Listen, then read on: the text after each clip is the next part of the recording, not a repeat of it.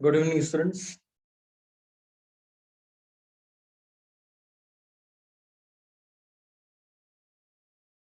Good evening sir. मुझे लगा मेरा आवाज ही नहीं आ रहा है क्या? आ रहा था मेरा आवाज? Yes sir. ठीक, कोई बात नहीं, चलो सो रहे हैं, सो सकते हैं, कोई प्रॉब्लम नहीं। चलो, तो पहले बताओ मुझे कि लास्ट क्लास मैंने जो पढ़ाया था उसमें कोई डाउट है किसी को? मैंने पढ़ा तो होगा नहीं, बट फिर भी फॉर्मेलिटी है, पूछ लेते। यस, कोई डाउट किसी को from the last class? No sir. नहीं, वेरी गुड। किसी ने पढ़ा था ना? यार खतरनाक बच्चे थे आज।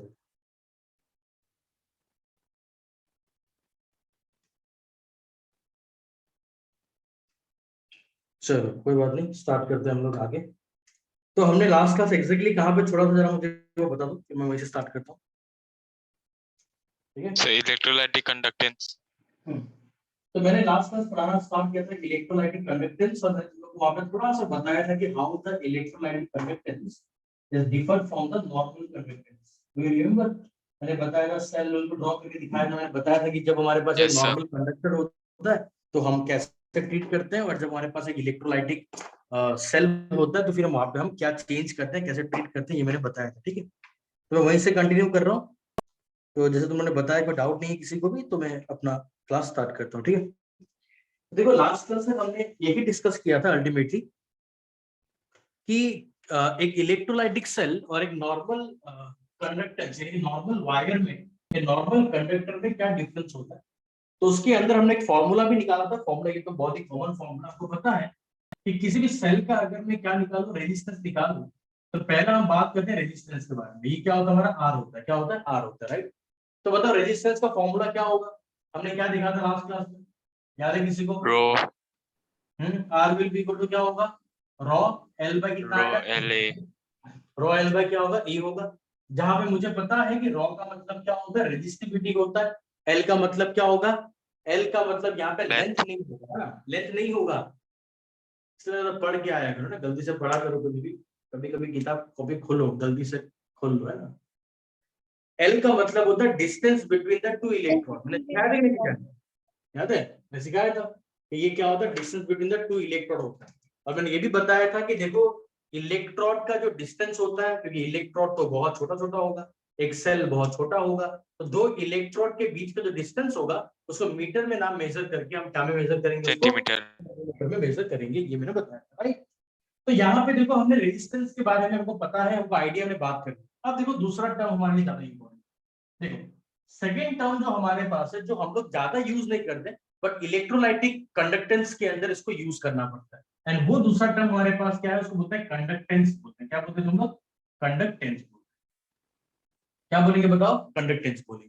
ये कंडक्टेंस को लिखने का तरीका क्या है, कंडक्टेंस को या तो सी लिख लो, बट बेटर है क्या लिखोगे, जी लिखोगे। जी इज द क्या, कंडक्टेंस, याद रहेगा। जी को हम लोग क्या बोलेंगे, कंडक्टेंस बोलेंगे। अगर कोई मुझे पूछेगा कि सर कंडक्टेंस का डेफिनेशन क्या है, तो डेफिनेशन देखो क्या होता है। रेजिस्टेंस क्या है बताओ, रेजिस्टेंस होता है एक प्रॉपर्टी। रेजिस्टेंस बेसिकली क्या है, रेजिस्टेंस एक प्रॉपर्टी है किसी भी कंडक्टर के अंदर जो करंट का फ्लो को क्या करेगा, अपोज करेगा। करेक्ट, सही बोल रहा हूं? Yes, Yes, sir. sir. Yes, हाँ, sir. कंडक्टेंस का मतलब क्या है, रेजिस्टेंस अगर करंट का फ्लो को अपोज करेगा तो कंडक्टेंस क्या करेगा बताओ, बोलो। कंडक्टेंस होने का Allow. मतलब क्या है? कंडक्टेंस होने का मतलब यह है कि वो करंट का फ्लो को क्या करेगा, सपोर्ट करेगा, हेल्प करेगा, फ्लो को करवाएगा, राइट। तो कंडक्टेंस को हम लोग कैसे डिफाइन करेंगे, कंडक्टेंस को डिफाइन लिखो यहाँ पे। Conductance is the reciprocal of, conductance is the reciprocal of, conductance is the reciprocal of, is the reciprocal of, reciprocal of, reciprocal of the resistance. Conductance is the reciprocal of resistance. Conductance क्या होगा, resistance का reciprocal होगा, ठीक है। तो अगर ये reciprocal होगा तो फॉर्मूला कैसे लिखेंगे इसको, देखो। तो कंडक्टेंस जो होगा G, that will be equal to क्या होगा, 1 by R के बराबर। करेक्ट बोल रहा हूँ, इसके बराबर होगा 1 by R होगा। 1 बाय आर का मतलब क्या है, 1 बाय क्या आएगा यहाँ पे, रॉ एल बाय क्या आएगा, ए आ जाएगा। इसको फर्दर सॉल्व करोगे तो इट बिकम क्या, a divide by rho into L. तो ये हमारा क्या बन गया बताओ, ये हमारा क्या बन गया, कंडक्टेंस का फॉर्मूला। यानी अगर कोई मुझे पूछेगा कि कंडक्टेंस क्या होता है, तो कंडक्टेंस क्या होगा, ए डिवाइड बाय क्या होगा, रॉ एल। मुझे समझ में आता कि नहीं आता? Yes, sir. Yes, sir. अब मुझे बताओ कि कंडक्टेंस का यूनिट क्या होगा, रेजिस्टेंस का यूनिट क्या होता है, रेजिस्टेंस का यूनिट होता है ओम। Ohm. हमको पता है ये ओम होता है। तो अगर ये ओम होगा तो ये क्या होगा, it is the inverse of the ohm. ये इनवर्स है तो इसको हम लोग क्या बोलेंगे बताओ, ये हमारे लिए क्या होगा, ओम इनवर्स। क्या बोलेंगे इसको, ओम इनवर्स। और इसी ओम इनवर्स को हम लोग क्या बोलते हैं, मो बोलते हैं, MHO, मो। मो का मतलब क्या, ओम का इनवर्स। अब इंटरेस्टिंग नाम भी है, नाम भी उल्टा लिखा हुआ है, but it is a unit of the conductance मो। यानी ओम का उल्टा क्या होगा, मो होगा, MHO। मो इज द यूनिट ऑफ क्या, कंडक्टेंस। बोलो याद रहेगा नहीं? Yes, sir. तो बॉटम किसी को याद है? No, sir. तो बॉटम No, किसी को? sir.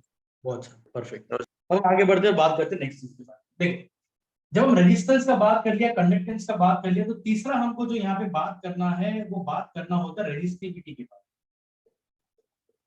इसके बारे में, रेजिस्टिविटी। रेजिस्टिविटी यानी कि क्या, रॉ। रॉ यानी रेजिस्टिविटी, रेजिस्टिविटी यानी रॉ के बारे में। अब देखिए बात समझना, रेजिस्टिविटी को क्या हम और कोई नाम से बुला सकते हैं क्या, सोचो तो एक बार। क्या रेजिस्टिविटी को हम कोई और नाम से बुला सकते हैं क्या? रेजिस्टिविटी तो एक नाम है, ठीक है, और कोई नाम हो सकता है क्या इसका? Yes, Specific Specific. resistance. Very good, very good. ये होता है स्पेसिफिक रेजिस्टेंस, ठीक है। यानी कि तुम रेजिस्टिविटी को क्या बोल सकते हो, स्पेसिफिक रेजिस्टेंस भी बोल सकते हो, सेम ही चीज है। तो कैसे निकालेंगे रेजिस्टिविटी, तो ये फॉर्मूला तो है ही हमारे पास। वी नो कि rho will be equal to क्या होगा, sorry R will be equal to क्या होता है, रॉ एल बाई ए होता है। इसको हम फर्दर ब्रेक डाउन करेंगे तो ये निकलेगा rho L will be equal to R into A हो जाएगा, और यहाँ से रॉ निकाल दोगे तो ये क्या होगा, आर इंटू ए बाय क्या बन जाएगा, एल। तो ये हमने क्या निकाला, रॉ का फॉर्मूला निकाल दिया है कि नहीं, बताओ, ये तुमने पढ़ा हुआ पहले क्लास 9 10 के अंदर पढ़ा। तो rho will be equal yes to R into A by क्या होता है, एल होता है। हाँ, यूनिट क्या होगा बताओ, रेजिस्टेंस का यूनिट क्या में होगा, तो रेजिस्टेंस होगा ओम में, है कि नहीं। अब एरिया क्या में होगा, तो कंडक्टर का बात करें तो एरिया जो होता है मीटर में होगा, मीटर स्क्वायर होगा। बट यहाँ पे क्योंकि मैंने पहले ही बता दिया कि हम लोग मीटर में नहीं लेंगे, क्या में लेंगे, हम लोग सेंटीमीटर में लेंगे। तो हम क्या बोलेंगे इसको, सेंटीमीटर का स्क्वायर। सेंटीमीटर स्क्वायर, और लेंथ हमारे पास है, लेंथ क्या में होगा, सेंटीमीटर में होगा। ये और ये कैंसिल आउट हो जाएगा, तो हमारे पास क्या निकल के आएगा, ये बिकम ओम सेंटीमीटर। ये क्या बन जाएगा हमारा, ओम सेंटीमीटर बन जाएगा। तो स्पेसिफिक रेजिस्टेंस का यूनिट क्या हो गया, ओम सेंटीमीटर, या फिर इसको तुम ओम सेंटीमीटर बोलते तो ओम सेंटीमीटर बन गया, ठीक है। तो इसी को यानी कि रॉ को हम लोग क्या बोलते हैं, स्पेसिफिक रेजिस्टेंस, या फिर क्या बोलेंगे, रेजिस्टिविटी बोलेंगे। ये तुम्हारा मर्जी है जो तुमको बोलना। अब देखो, मैं तुमको क्यों ये सीक्वेंस वाइज समझा रहा हूं, ताकि तुम लिंक कर सको। मैंने रेजिस्टेंस के बाद कंडक्टेंस पढ़ाया, कंडक्टेंस के बाद रेजिस्टिविटी पढ़ाया। अब जैसे रेजिस्टेंस का उल्टा करने से कंडक्टेंस होता है, in the same way resistance का भी उल्टा करोगे तो और कुछ होगा। एक सेकंड रुक जाओ, थोड़ा सा इसको लिख लो।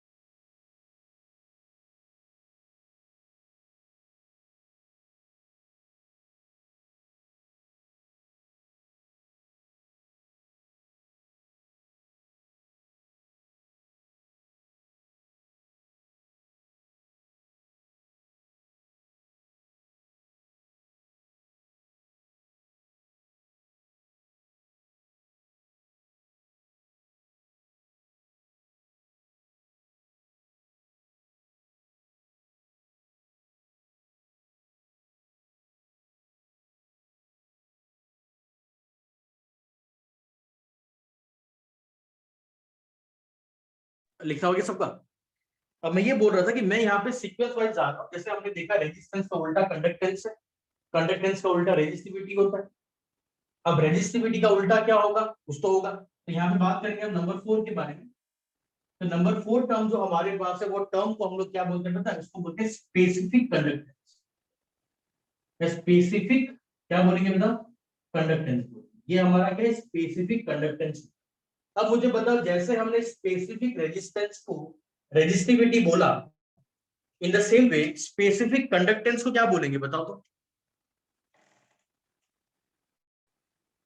कुछ तो बोलो। हाँ कंडक्टिविटी। हाँ, कंडक्टिविटी क्या बोलेंगे तुम लोग, कंडक्टिविटी बोलेंगे, ठीक है ना। क्या है तुम लोग स्लो ढांसू लोग, तो इसको बोलेंगे कंडक्टिविटी। और कंडक्टिविटी को लिखते पता कैसे है, इसको डिनोट करते हैं, ये होता है रॉ, इसको डिनोट करते हैं कापा। क्या बोलते हैं, कापा। ये थोड़ा सा ऐसे है ना, कापा बोलते हैं, CAPA है कापा। कटप्पा मत बोल देना, कापा है, ठीक है ना, कापा। अब कापा क्या होगा भाई, तो कापा फिर सिंपल सा बात है कि जैसे कंडक्ट रेजिस्टेंस का उल्टा कंडक्टेंस, तो रेजिस्टिविटी का उल्टा क्या होगा, स्पेसिफिक। हाँ, तो स्पेसिफिक रेजिस्टेंस का उल्टा क्या होगा, स्पेसिफिक कंडक्टेंस, या रेजिस्टिविटी का उल्टा क्या होगा, कंडक्टिविटी। तो हम सिंपली क्या बोलेंगे कि कंडक्टिविटी कापा जो होता है वो 1 बाय क्या होगा बताओ, रॉ के बराबर हो जाएगा। बोलो सही है, यस सर। है ना। तो अगर ये 1 बाय रॉ हो जाएगा तो अल्टीमेटली फॉर्मूला क्या निकलेगा, इसको उल्टा कर दे सीधा सीधा, तो ये हो जाएगा L डिवाइड बाय क्या होगा बताओ, क्या होगा, L R divide by R into क्या, अरे L divide by R into A. ये लिखना हो गया सबका, इसको थोड़ा याद करूंगा, थोड़ा इसमें झमेला है। yes लिखना sir हो गया, यस सर, हो गया। Yes sir. चलो चलो चलो। Yes sir. हम्म।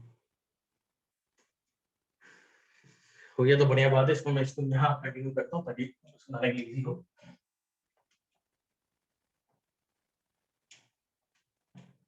तो यहाँ पे क्या होगा, देखो इस कापा को मैं कंटिन्यू कर रहा हूँ। यहाँ पे ये निकल के आया कि कापा विल बी इक्वल टू क्या आ रहा है, ये 1 बाय रॉ आ गया। 1 by rho will be equal to L divide by क्या आ गया, R into A R, right. अब देखो ना, ध्यान से बोलना है, ठीक है। देखो पहले हम लोग क्या करेंगे, इसको क्या मैं इसको ऐसे लिख सकता हूँ क्या कि 1 by R multiplied by L by A कर दो, क्या चलेगा? बात तो एक ही है, इनको मल्टीप्लाई करोगे क्या आएगा, इनको मल्टीप्लाई करोगे एल आएगा। Yes, बोलो sir. समझ नहीं आता है? Yes, sir. Yes, sir. अब देखो, किसी भी सेल का ये L बाई ए जो होता है ना, इसको ये L बाई ए का जो रेशियो होता है, the ratio of L by A is called the cell constant. क्या बोलते हैं बेटा हम लोग, इसको बोलते हैं सेल कांस्टेंट। ये फिक्स होता है, हर सेल का एक अपना सेल कांस्टेंट क्या होगा, फिक्स होगा, जो क्या होगा, रेशियो होगा लेंथ बाई एरिया का। कि अगर मान लो एक सेल हमारे पास है, तो उस सेल में क्या होगा, तुम जब इलेक्ट्रोड को लगाओगे तो इलेक्ट्रोड के बीच का जो लेंथ होगा वो क्या होगा, फिक्स होगा, और उसका जो इलेक्ट्रोड का एरिया होगा वो भी क्या होगा, फिक्स होगा। वो तो चेंजेबल नहीं होता है। तो एरिया भी फिक्स है, बीच का लेंथ भी क्या है, गैप भी क्या है, फिक्स है। अब देखो ये जो 1 बाई आर हमारे पास है, अभी हमने पढ़ा था कि 1 बाई आर रेजिस्टेंस का उल्टा क्या होता है, बताओ तो, बोलो। कंडक्टेंस। Conductance. Conductance. ये हमारा क्या बन गया, कंडक्टेंस मल्टीप्लाइड बाय क्या बन जाएगा, सेल। तो this become conductance multiplied by what, cell constant, ठीक है ना। तो ये कंडक्टेंस मल्टीप्लाइड बाय क्या हो गया हमारा, सेल कांस्टेंट हो गया। तो ये एक फॉर्मूला निकल के आ सकता है, और यू कैन राइट डाउन कि 1 by r will equal to g into l by a। तुम ऐसा भी लिख सकते हो, जैसे तुमको लिखना है तुम लिखो, कोई प्रॉब्लम। यूनिट का बात करें, यूनिट क्या होगा बताओ उसका। अब यहाँ पे लेंथ क्या होगा बताओ, लेंथ हमारा होगा सेंटीमीटर में, तो यहाँ पे ये सेंटीमीटर। आर क्या होगा हमारा, आर होगा यहाँ पे ओम, मल्टीप्लाइड बाय एरिया क्या होगा, एरिया यहाँ पे होगा सेंटीमीटर इंटू सेंटीमीटर।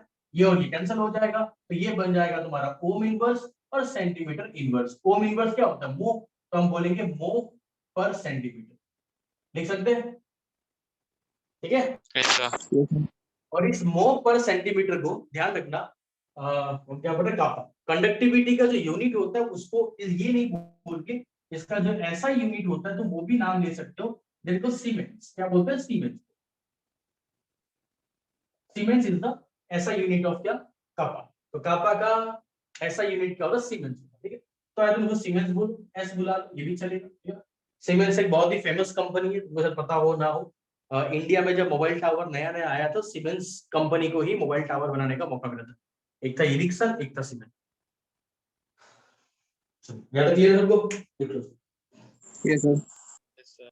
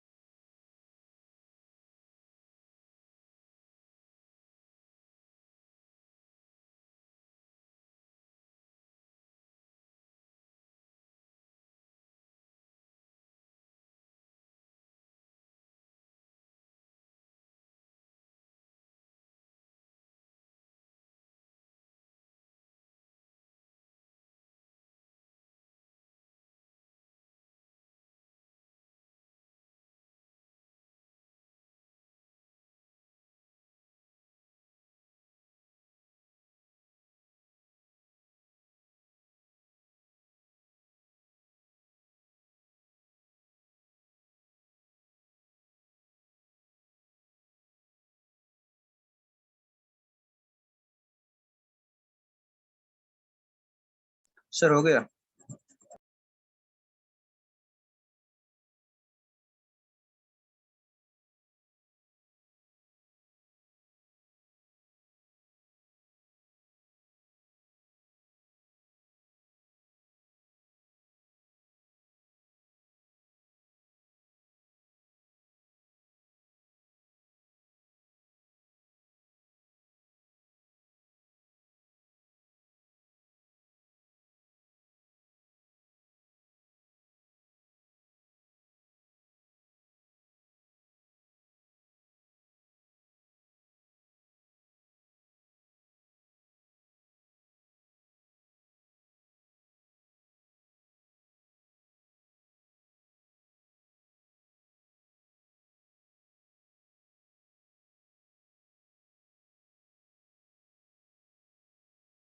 ठीक है, सबको हो गया लिखना?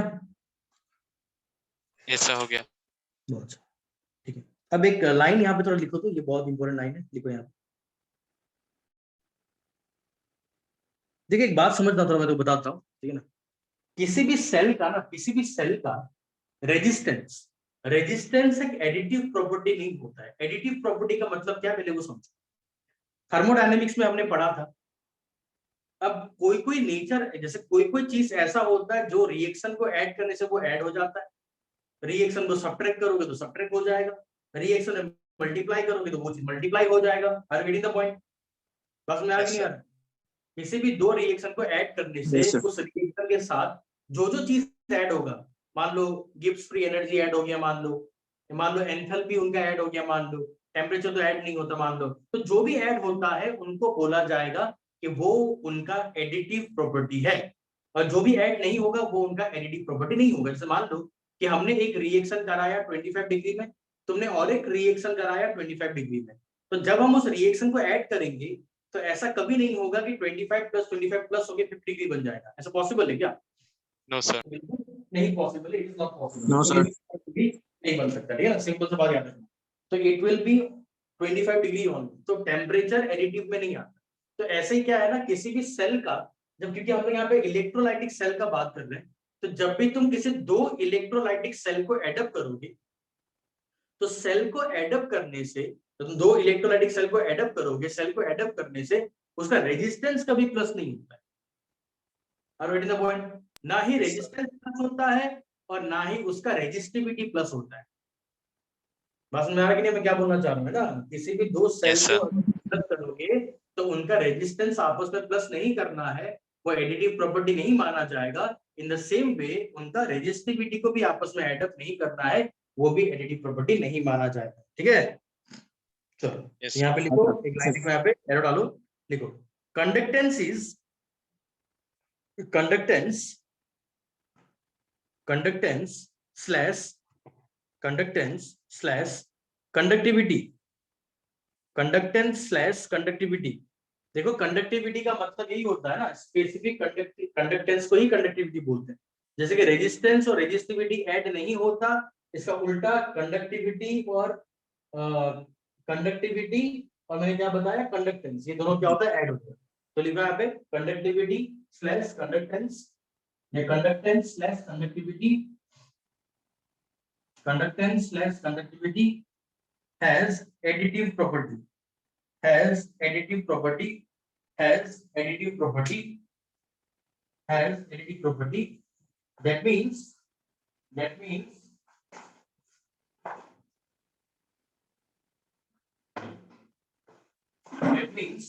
when the two cell is added, that means when the two cell is added,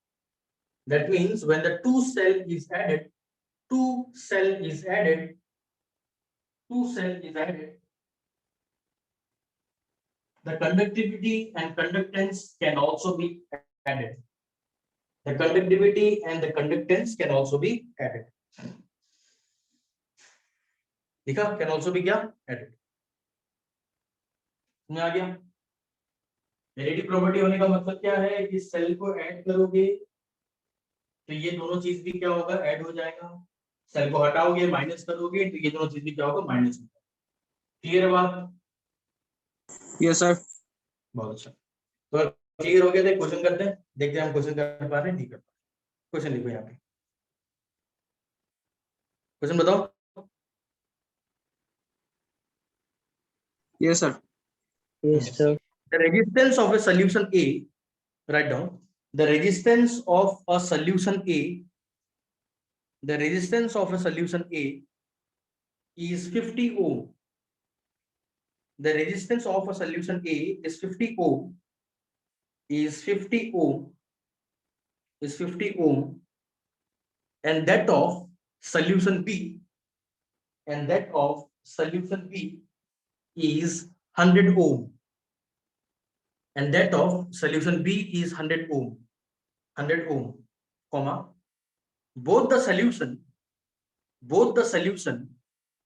is being taken, both the solution is being taken in the same conductive cell, both the solution is being taken in the same conductive cell. Both the solution is being taken in the same conductive cell, comma. If the equal volume of solution A and solution B, if the equal volume of solution A and solution B are mixed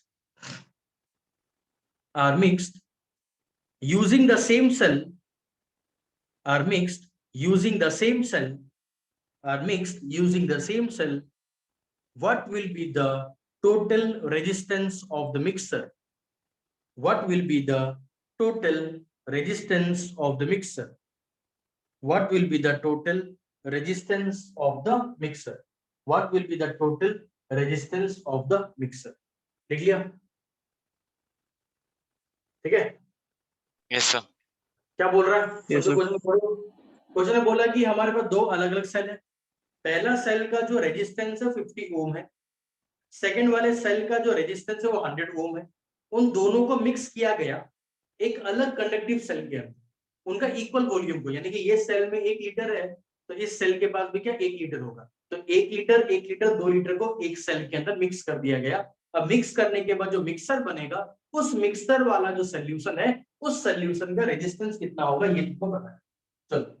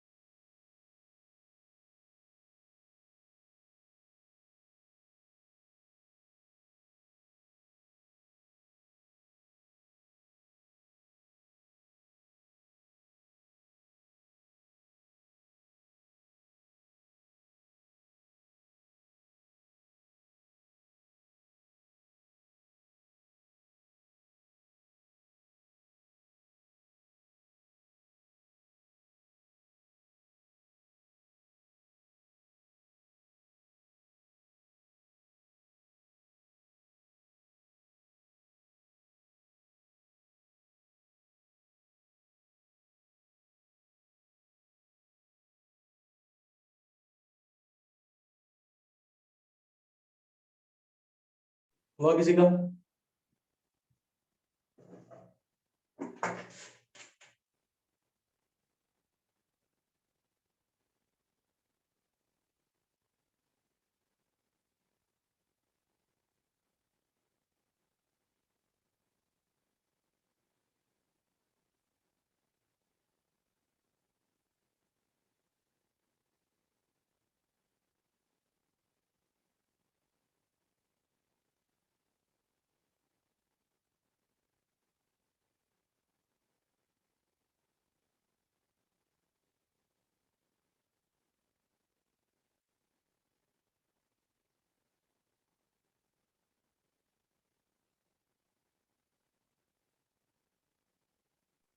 Sir, 66.6 ओम होगा क्या?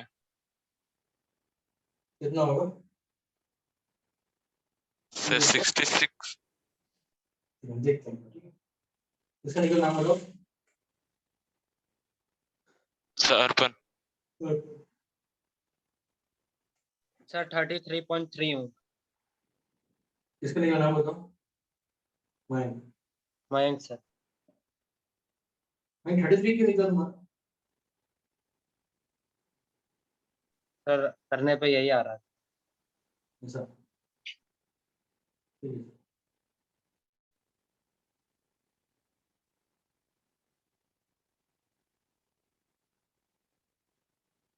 और देखो और बाकी लोग बताओ। So 66.66 ohm.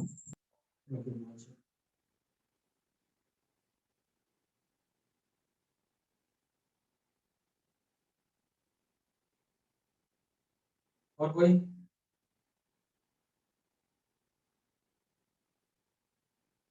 Sir, 66. तो same आ रहा है? Sir, 66.7. ठीक है ये बात।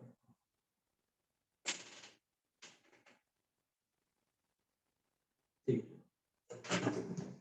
तो डिस्कस करते हैं कि कैसे ये पॉसिबल होगा। तुम लोगों ने कर लिया, अब देखते हैं। ठीक है, मुझे बताओ क्या हम डायरेक्टली यहाँ पे रेजिस्टेंस को ऐड कर सकते हैं क्या? बोलो, क्या ऐसा पॉसिबल है रेजिस्टेंस ऐड करते हैं कि भाई 50 और 100 150 कर दें? Is it possible? बोलो बोलो। No sir. तो हम लोग को क्या करना पड़ेगा? हमको ऐसा कुछ देखना पड़ेगा जिसका प्रॉपर्टी क्या हो, एडिटिव हो। तो एडिटिव प्रॉपर्टी किसका होता है? या तो कंडक्टेंस देखेंगे या तो कंडक्टिविटी देखेंगे। तुम लोगों ने क्या देखा बताओ? कंडक्टिविटी। तो कापा ए विल बी क्या होगा बताओ? कापा ए क्या होगा? फॉर्मूला क्या होगा कापा ए का? Kappa A will be equal to conductance multiplied by conductance into cell constant. ये होता है। तो कंडक्टेंस ऑफ ए, तो मुझे बताओ कंडक्टेंस का मतलब क्या है? ये 1 बाय आर ए होगा। 1 by R B equal to ये कापा ए जो होगा 1 by R A multiplied by क्या होगा? Cell constant. कापा बी का बात किया जाए तो कापा बी क्या होगा? 1 by R B multiplied by क्या होगा? Cell constant. हमको पता है कापा ए कापा बी एडिटिव है, इनको ऐड करोगे बी क्या निकलेगा? 1 बाय कापा ए प्लस बी।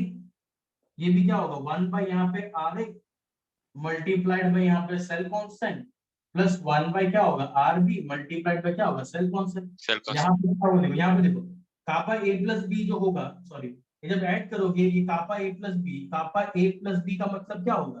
कापा ए प्लस बी का मतलब यही होगा ना भाई कि 1 by R A plus B yes sir. Into cell constant.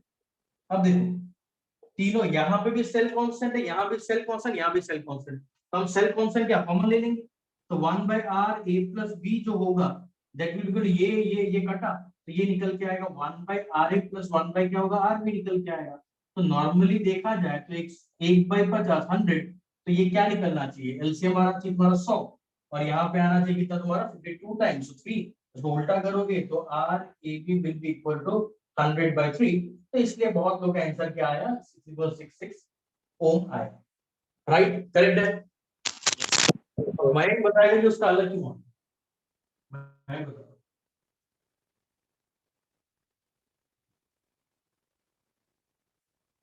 हाँ मयंक, डिवाइड बाय 3 33 आता है ना सर? क्या क्या?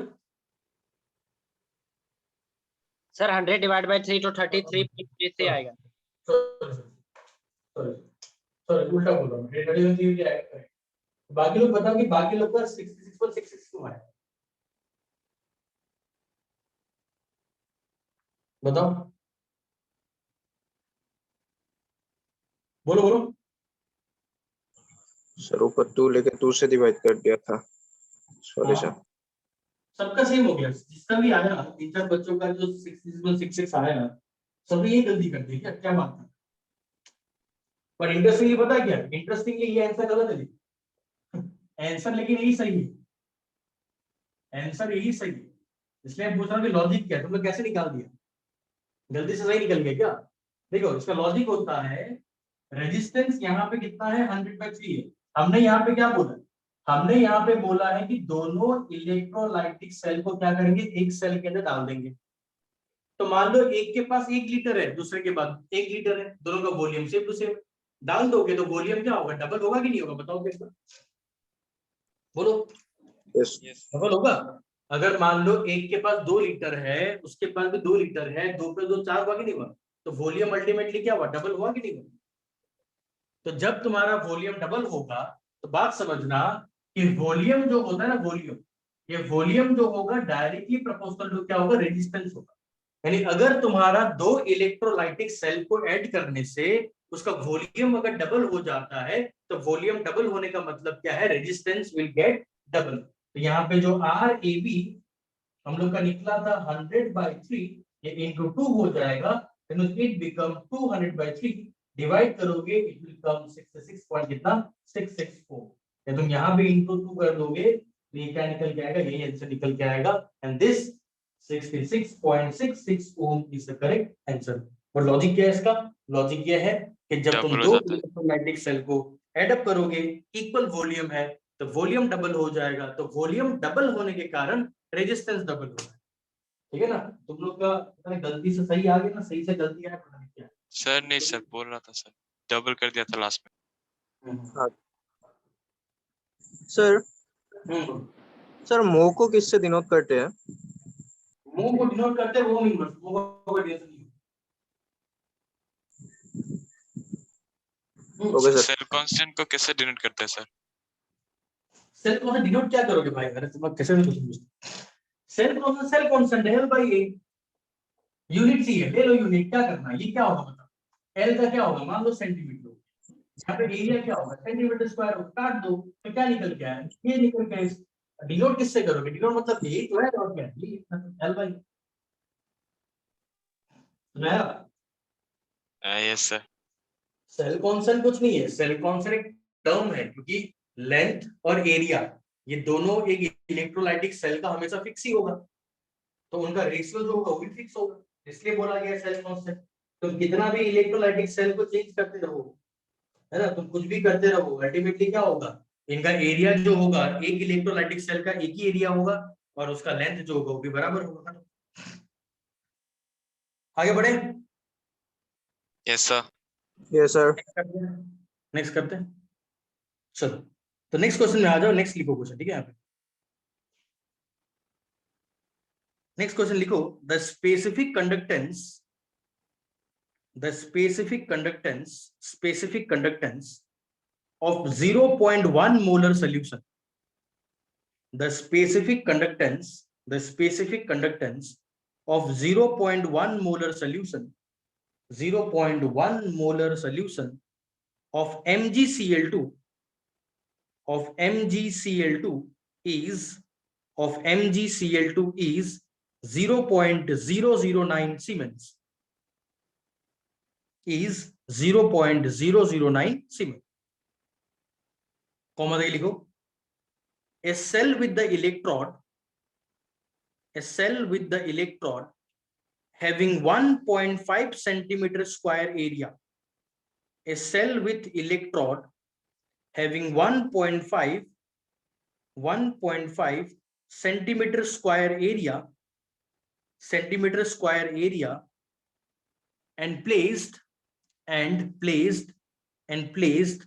0.5 centimeter apart, and placed 0.5 centimeter apart, and placed 0.5 centimeter apart in MgCl2 solution, 0.5 centimeter apart in MgCl2 solution, how much current should flow? If the potential difference,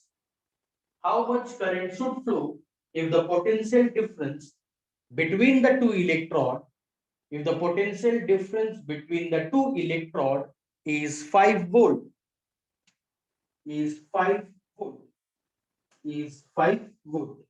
करो। Sir between the क्या होगा? Between the two electrode is 5 volt. The potential difference between the two electrode is 5 volt.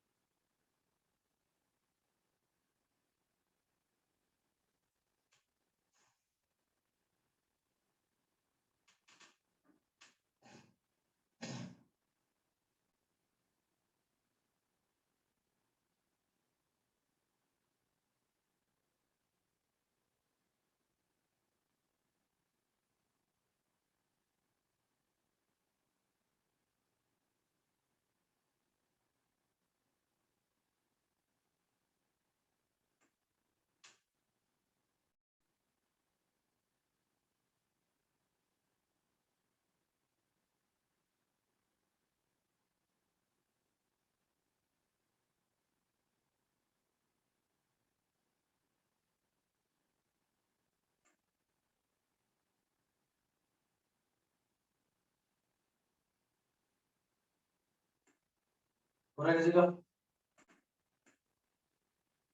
Sir कर रहा हूँ बहुत difficult नहीं, तो दिमाग लगाओ तो आराम से। Sir 0.135 ampere. 0.135।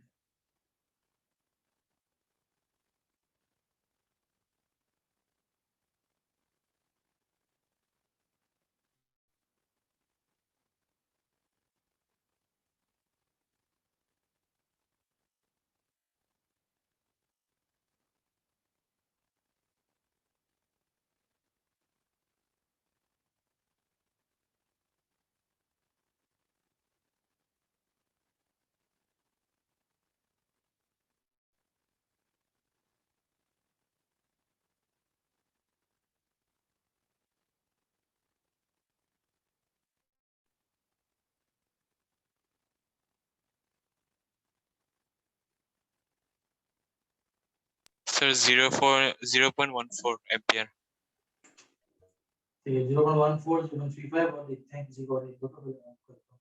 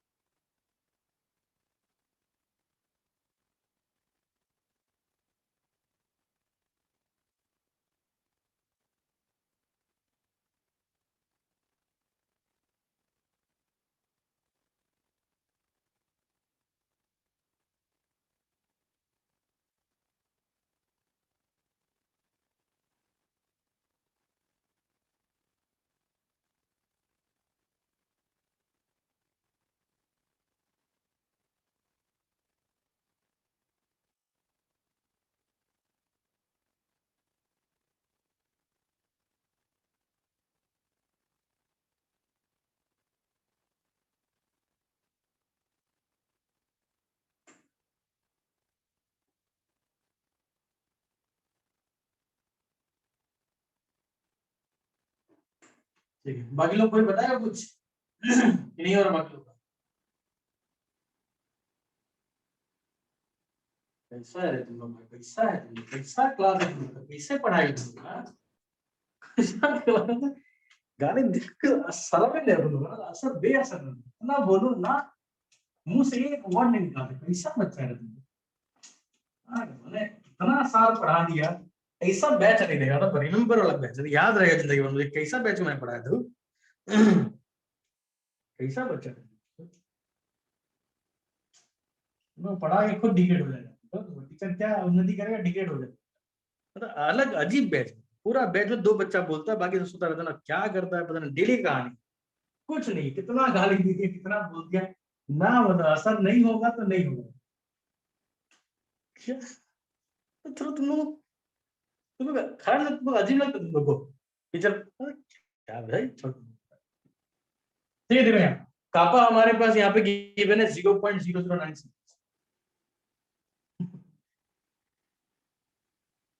भैंस के आगे बीट बजाना है, समथिंग लाइक ये क्लास को पढ़ाना है ना। वोल्टेज है 5 वोल्ट। एरिया हमारे पास गिवन है कितना?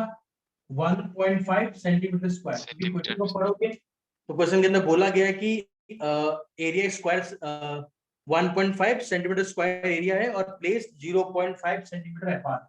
तो लेंथ जो होगा वो कितना होगा? 0.5 सेंटीमीटर। 0.5 अपार्ट का मतलब यहाँ पे लेंथ ही होता है। अगर यहाँ पे कापा मुझे निकालना है करंट, देखो दुनिया में करंट निकालने का एक ही फॉर्म, वो फॉर्मूला ओम्स लॉ।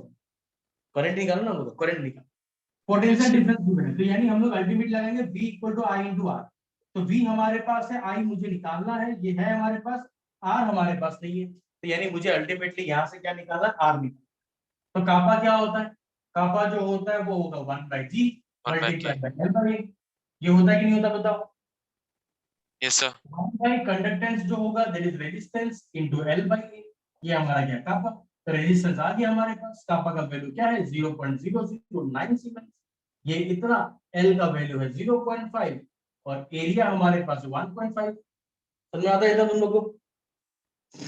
अगर Yes, इतना समझ में आता है तो क्रॉस मल्टीप्लाई करेंगे 0.009 multiplied by 1.5 will be equal to r into 0.5.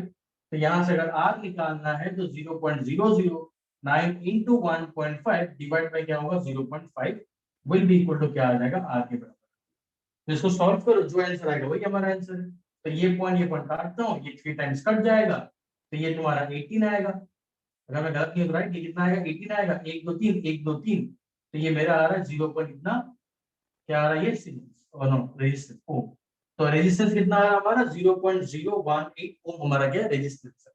अब यहाँ से मुझे क्या निकालना होगा, करंट निकालना होगा। तो मुझे पता है V इज इक्वल टू होता है I इंटू R, V का वैल्यू 5, तो 5 will be equal to I into 0.018।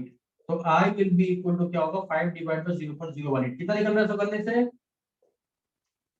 2 आदमी निकाल रहा है, आंसर क्यों निकल रहा है इसको करने से, सेम क्वेश्चन करने से। देखो तो कितना आ रहा है,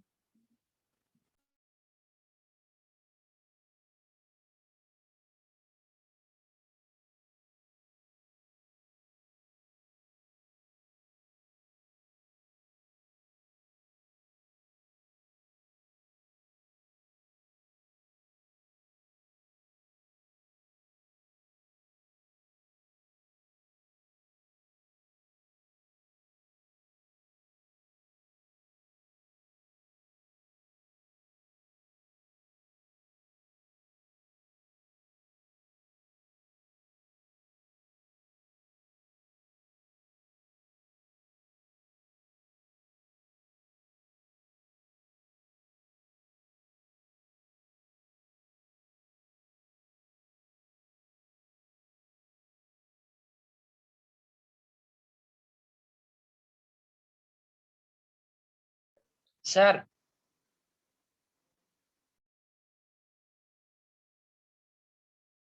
हाँ बोलो। सर वो फॉर्मूला आपने गलत लिख दिया लगता है। कौन सा गलत क्या सर कापा सर के कापा हाँ का सर, वही क्या होगा, सर के सर 1/r होता है। ओ सर जी जी, तो 1/r होता है, वही तो सर आप सॉरी सॉरी बेटा, मैं इसको ये तो जी होगा ना, मैंने 1 बाय जी क्यों कर दिया। Yes sir. करेक्ट, बहुत अच्छा। ठीक है, कोई बात नहीं, सब कुछ सेम रहेगा, खाली 1 बाय आर हो जाएगा नीचे, ठीक है ना, ये इतना ही रहेगा, 1.5 ऐसे ही रहेगा, ये कटेगा। मैं नीचे कर देता हूँ, समझ काटने उसमें आता है। तो कापा हमारे पास कितना है 0.009 है, इक्वल टू 1 बाय हमारे पास आर कितना होगा, आर का वैल्यू है हमारे पास, रेशियो कितना हमारे पास निकालना है, एल का वैल्यू है कितना 0.5, एरिया है 1.5, ये और ये कटा 3 टाइम्स कटेगा, इसको मल्टीप्लाई करोगे 0.009 into 3 will be equal to 1 by r, 0.018 will be equal to 1 by r, and r will be equal to 1 by 4. कितना आ रहा है देखो तो इसका वैल्यू, सर 9 into 3 तो 27 होता है ना। और 927 सही बात है, 927 कितना आ रहा है देखो,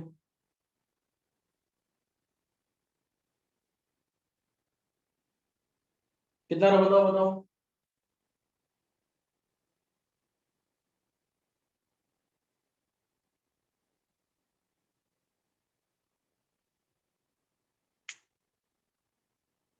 सर कुछ 37 टाइप आ रहा है सर।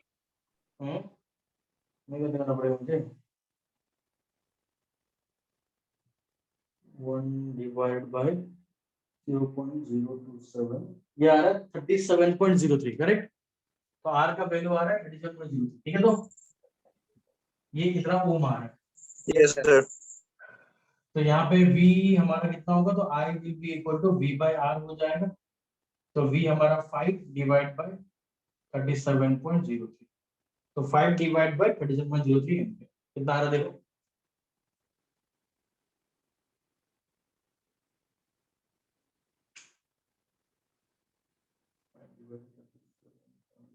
सर 0.13 आ रहा है राइट।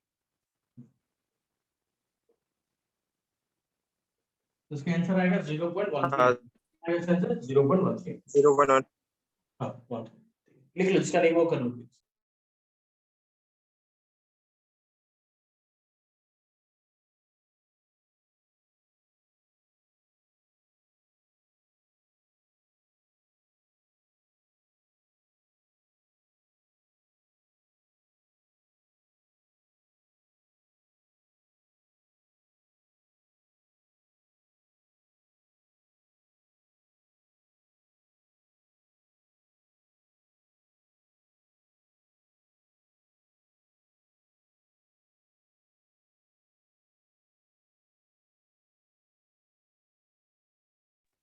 हो गया लिखा सबका? सबका हो गया? Yes, sir. ठीक है, आगे बढ़े। तो आगे हम लोग यहाँ पे बात करेंगे नेक्स्ट टॉपिक का। अब नेक्स्ट जो टॉपिक है हमारा ये खत्म, अब ऑलमोस्ट चैप्टर खत्म हो गया। कुछ बेसिक बेसिक टॉपिक है, खत्म करें। थ्योरेटिकल टॉपिक है, उसका न्यूमेरिकल तुम लोग खुद ही कर सकते हो। बिल्कुल फॉर्मूला बेस्ड क्वेश्चन है, कोई झमेला नहीं है, वेरी वेरी इजी। तो पहला जो टॉपिक है हमारा, हम लोग लास्ट फेज में पहुंच चुके हैं, कंडक्टिविटी की तरफ, कंडक्टेंस की तरफ पहुंच चुके हैं। तो पहला जो हमारा टाइप्स ऑफ कंडक्टिविटी होता है उसको बोलते हैं मोलर कंडक्टिविटी। क्या बोलते हैं? Molar conductivity. तो पहला जो हमारा कंडक्टिविटी होगा उसको हम लोग क्या बोलते हैं बताओ? मोलर कंडक्टिविटी बोलते हैं। इस मोलर कंडक्टिविटी को रिप्रेजेंट करते हैं लैम्डा एम से। इसे करते हैं लैम्डा एम। ये लैम्डा एम का मतलब क्या है? Molar conductivity. इस लैम्डा को तुम ऐसे लिखो, कोई किताब के अंदर ऐसे भी लिखा हुआ है लैम्डा, तो जो करना है करो, कोई प्रॉब्लम नहीं, ठीक है ना। लैम्डा एम से हम क्या करते हैं? डिनोट। देखो मोलर कंडक्टिविटी क्या है, एक नॉर्मल भाषा में बोला जाए तो व्हाट इज मोलर कंडक्टिविटी? तो मोलर कंडक्टिविटी का मतलब होता है कि कोई भी हमारे पास एक सोल्यूशन है, उस सोल्यूशन का कंडक्टिविटी, लेकिन वो सोल्यूशन को कैसा होना पड़ेगा? तो उस सोल्यूशन के अंदर जो भी इलेक्ट्रोलाइट प्रेजेंट होगा, that electrolyte must be how much? 1 molar. कितना प्रेजेंट होना पड़ेगा? 1 मोलर प्रेजेंट होना पड़ेगा, यानी कि 1 मोल पर litre. Are getting the point? ऐसा सोल्यूशन जहां पे, ऐसा सोल्यूशन, ऐसा इलेक्ट्रोलाइटिक सोल्यूशन जहां पे उसका जो मोलारिटी होगा, that molarity must be how much? 1। उसका मोलारिटी को 1 होना पड़ेगा, ठीक है ना। तो 1 मोलर इलेक्ट्रोलाइटिक सोल्यूशन का जो कंडक्टिविटी होगा, दैट इज कॉल्ड क्या? Molar conductivity. क्या बोलेंगे उसको हम लोग? Molar conductivity. याद रहेगा तो सबको? Yes sir. Yes sir. यहाँ पे प्लीज लिखो एक लाइन यहाँ पे। It is Yes, defined sir. As, लिखो यहाँ पे, it is defined as, it is defined as the conductivity of a solution. It is defined as the conductivity of a solution having 1 mole per liter, having 1 mole per liter of an electrolyte, having 1 mole per liter of an electrolyte, having 1 mole per liter of an electrolyte dissolved in it, having 1 mole per liter of an electrolyte dissolved in it, of an electrolyte dissolved in it, of an electrolyte dissolved in it.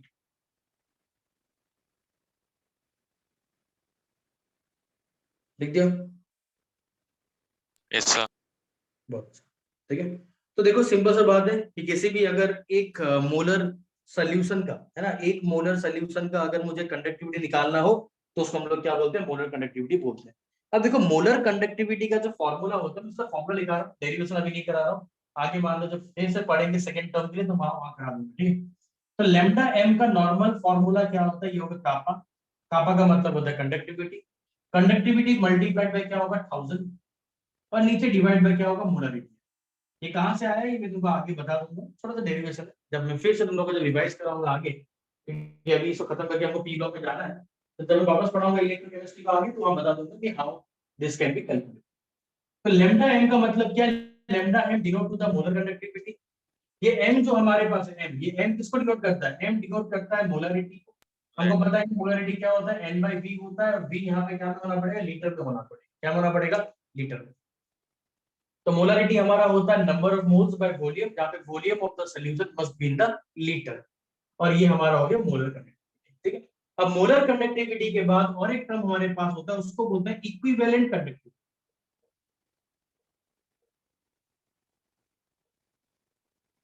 क्या बोलते हैं इसको? Equivalent conductivity बोलते हैं, है ना। Molar conductivity एक हो गया, एक हो गया इक्विवेलेंट कंडक्टिविटी। इक्विवेलेंट कंडक्टिविटी को लैम्डा ई से डिनोट करते हैं। लैम्डा ई का मतलब क्या? Equivalent conductivity. अब देखो नॉर्मल चीज है, डिफरेंस कुछ नहीं। मोलर कंडक्टिविटी बोलने का मतलब क्या है? Conductivity of 1 molar solution. तो क्या बोला मैंने?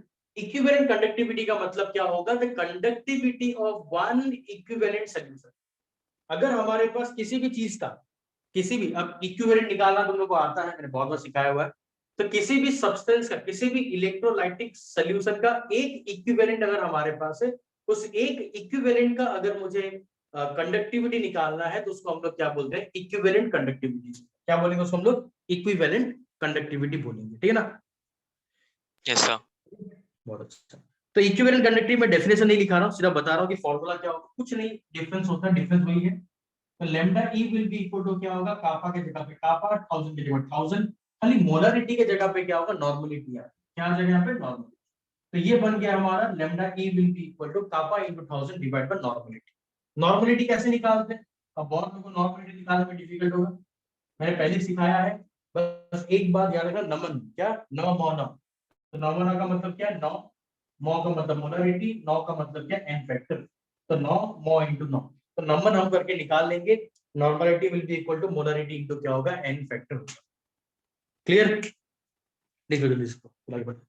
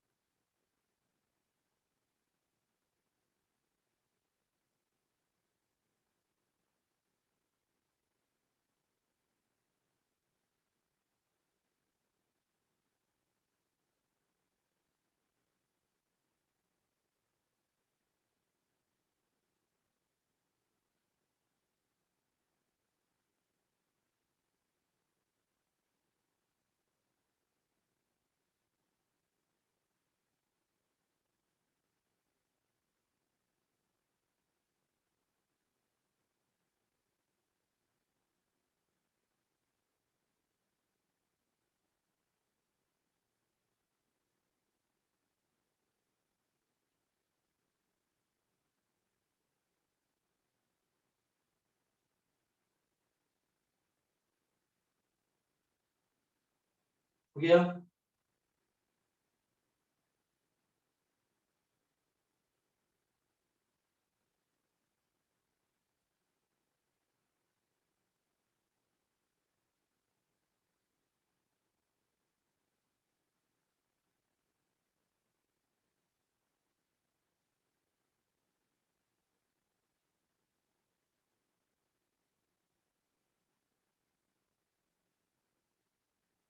सर हो गया।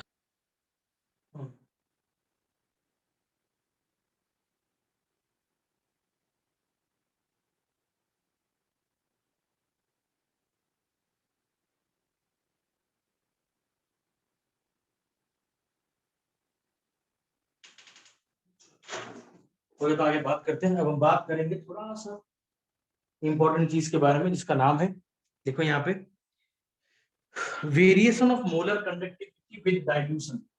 अब this topic is very important, आज के टाइम पे ये टॉपिक बहुत ही इंपॉर्टेंट है, पता नहीं क्यों, पर लास्ट 2-3 साल से, इस साल तो बोर्ड एग्जाम नहीं हुआ, बट पिछला साल में board exam, pre board exam में इस टॉपिक से बहुत सारा क्वेश्चन पूछता है, ठीक है। एंट्रेंस के ऊपर नहीं पूछेगा, बिकॉज एंट्रेंस में इसका सीधा आंसर होता है, तो एमसीक्यू से नहीं बनता है, बट थ्योरेटिकल क्वेश्चन इससे अच्छा खासा बनता है, ठीक। देखो, variation of conductivity on dilution, variation of conductivity with dilution, ठीक है। मैं कंडक्टिविटी के जगह पे मोलर कंडक्टिविटी लिख देना बेटर लगेगा। वेरिएशन ऑफ क्या, molar conductivity on dilution, dilution के साथ मोलर कंडक्टिविटी में क्या चेंज होगा, ये समझना बहुत इंपॉर्टेंट है, ठीक है ना। समझ रहे हैं, मोलर कंडक्टिविटी डाइल्यूशन के साथ, डाइल्यूट करने का मतलब पता नहीं पता, डाइल्यूट करने का सर मतलब होता है पानी डालना, बहुत सिंपल भाषा में, सॉल्वेंट के अमाउंट को बढ़ाना। तो सॉल्वेंट का अमाउंट को बढ़ाते चलने से कंडक्टिविटी में क्या चेंज होगा ये हमको पता करना है। इसी को बोलते हैं variation of molar conductivity on dilution. अब देखो एक बात, जब भी हम किसी भी इलेक्ट्रोलाइटिक सोल्यूशन का बात करेंगे तो इलेक्ट्रोलाइटिक सॉल्ट यानी सॉल्ट का बात करेंगे तो सॉल्ट दो टाइप का होता है, इलेक्ट्रोलाइट दो टाइप का होता है, एक वीक इलेक्ट्रोलाइट, स्ट्रॉन्ग इलेक्ट्रोलाइट, है कि नहीं बताओ तो? Yes sir. है ना, एक होता है स्ट्रॉन्ग, एक होता है वीक। सिंपल लॉजिक है, दो टाइप का इलेक्ट्रोलाइट होता है, स्ट्रॉन्ग एक वीक। तो अगर मैं यहाँ पे स्टार्ट करूँ विद स्ट्रॉन्ग इलेक्ट्रोलाइट,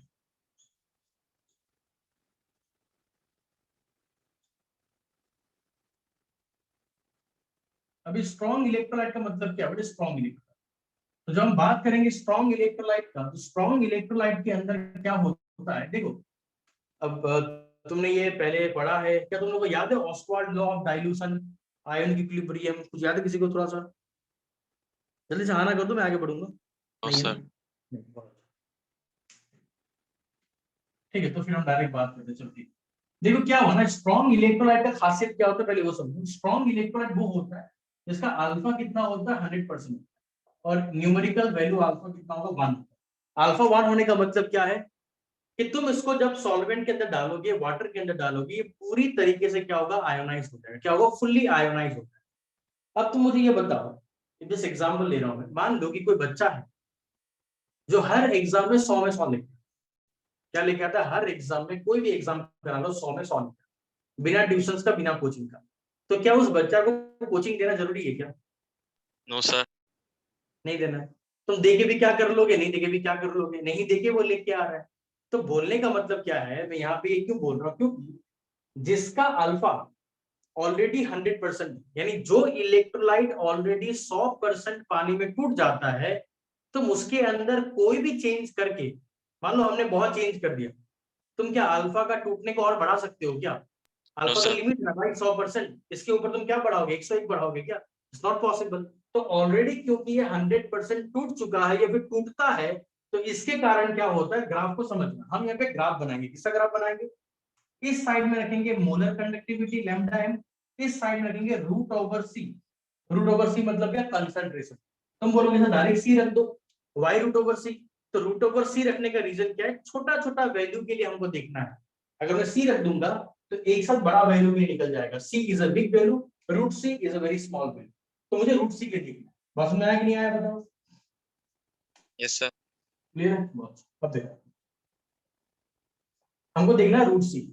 तो इस केस में, और ये जो ग्राफ बन रहा है इसको बोलते हैं एक्स्ट्रापोलेशन ग्राफ, यानी ये ग्राफ जो है ना एक्सपेरिमेंटल ग्राफ है, थ्योरेटिकल ग्राफ है। तो साइंटिस्ट लोगों ने क्या किया, जब कंडक्टिव, देखो ये 0 पॉइंट है, मैं यहां से इधर मूव करूंगा तो इसका मतलब है कि कंडक्टिविटी कम हो रहा है, और कंडक्टिविटी कम होने का मतलब क्या? डाइल्यूशन बढ़ रहा है। कंडक्टिविटी कम होने का मतलब क्या है? डाइल्यूशन बढ़ रहा है। और लैम्डा एम यहाँ पे देखो, ये लैम्डा एम जो है, इधर ग्राफ है, इधर ग्राफ है, क्या होगा? बात समझ रही है? मान लेते स्टार्टिंग में ये यहाँ पे था, हमने स्टार्टिंग में क्या किया, यहाँ पे चेक किया, तो देखा कि इसका जो कंडक्टिविटी है वो लैम्डा एम, वो कुछ ये कंडक्टिविटी निकल के आ रहा है, इस कंसंट्रेशन पे ये कंडक्टिविटी है। फिर हमने जब डाइल्यूट करना स्टार्ट किया तो देखा कि ग्राफ जो है कुछ ऐसे मूवमेंट कर रहा है, ऐसे ऐसे ऐसे ऐसे ऐसे, और एक पॉइंट के बाद क्या है ना, ग्राफ जाके अटक गया। समझ आ रहा है? तुमने जब फुल डाइल्यूट कर दिया तो ग्राफ जो है यहाँ पे आके अटक गया, और ये पॉइंट को, इस पॉइंट को हम बोलते हैं लिमिटिंग मोलर कंडक्टिविटी। क्या बोलेंगे बताओ? लिमिटिंग मोलर कंडक्टिविटी, यानी यहाँ पे तुम्हारा कंडक्टिविटी क्या हो गया? लिमिट हो गया। इसको डिनोट करते हैं किससे? लैम्डा इन लैम्डा नॉट एम से डिनोट। नॉट का मतलब क्या? लिमिटिंग मोलर क्या कंडक्टिविटी, हाँ ये लिमिट में है, ठीक है। अब इसके ऊपर और कंडक्टिविटी नहीं हो सकता, तो कितना भी dilute.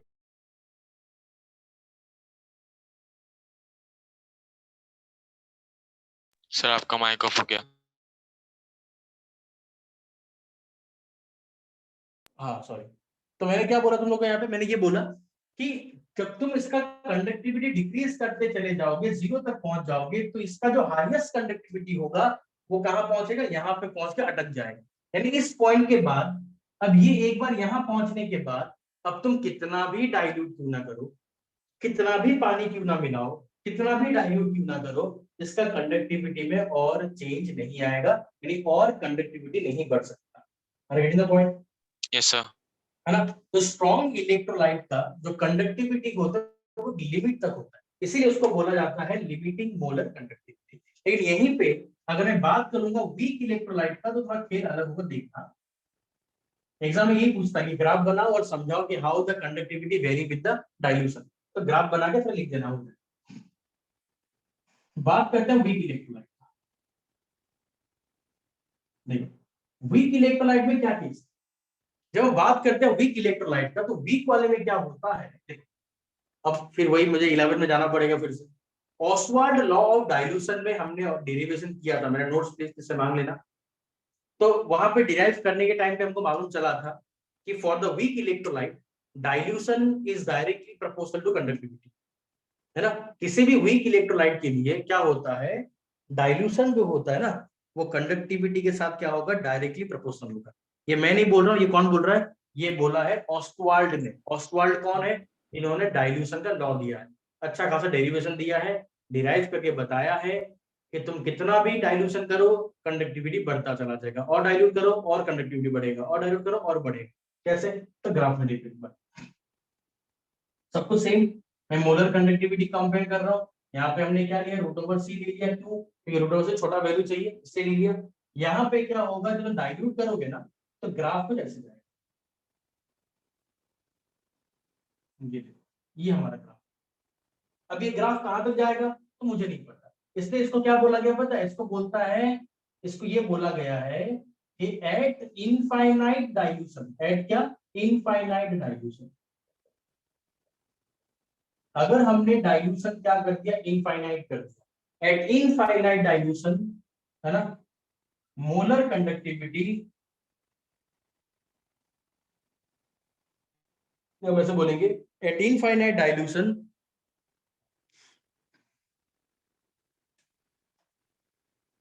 lambda infinite m is the molar conductivity। बोलने का मतलब क्या है, इनफाइनाइट डाइल्यूशन पे कंडक्टिविटी भी क्या होगा, इनफाइनाइट हो जाएगा। अब इनफाइनाइट का मतलब क्या है कि हमारे पास कोई फिक्स वैल्यू नहीं है, हमने बहुत कम कर दिया कंसंट्रेशन को। तो जब तुम कंसंट्रेशन बहुत कम कर दोगे, हाईली डाइल्यूट कर दोगे, उस हाईली डाइल्यूशन में क्या होगा, तुम्हारा जो कंडक्टिविटी है वो बहुत बहुत ज्यादा क्या होगा, बढ़ता चला। कितना बढ़ेगा, तो वो इनफाइनाइट टाइम्स क्या होगा, बढ़ जाएगा। तुम अगर इनफाइनाइट टाइम्स डाइल्यूट करोगे तो कंडक्टिविटी क्या होगा, इनफाइनाइट टाइम्स क्या होगा, बढ़ जाएगा। बस में आ रहा है, Yes, sir. है ना। जितना ज्यादा तुम डाइल्यूट करोगे उतना ज्यादा तुम्हारा कंडक्टिविटी क्या होगा, बढ़ता चला जाएगा। क्लियर। Yes, sir.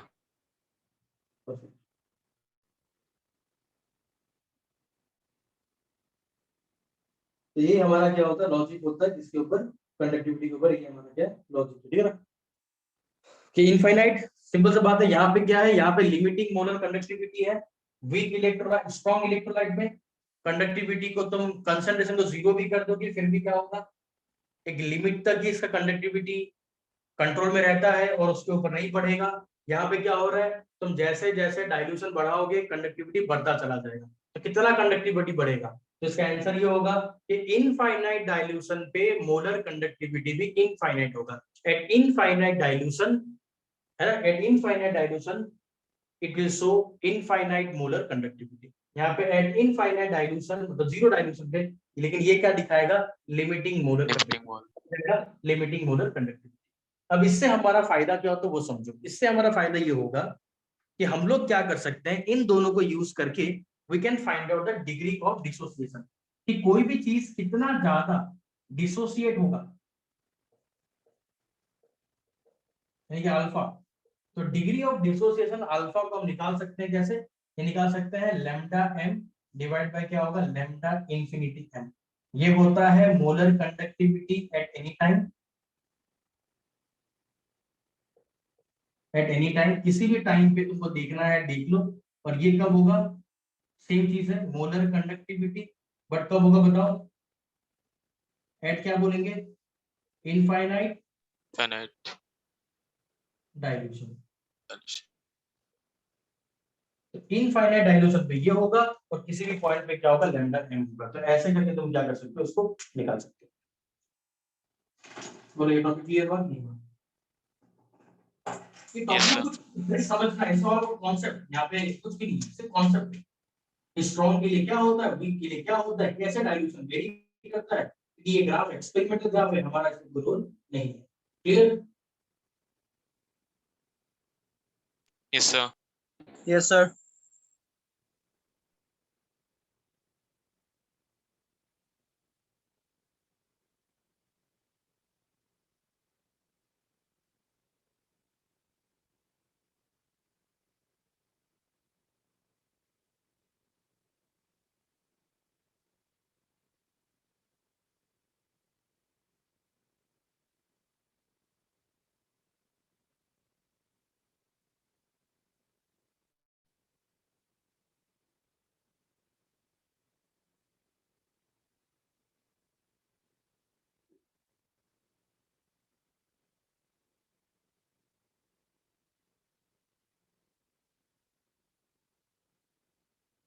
क्लियर हो गया तो डाउट बोलो, डाउट किसी को? No sir.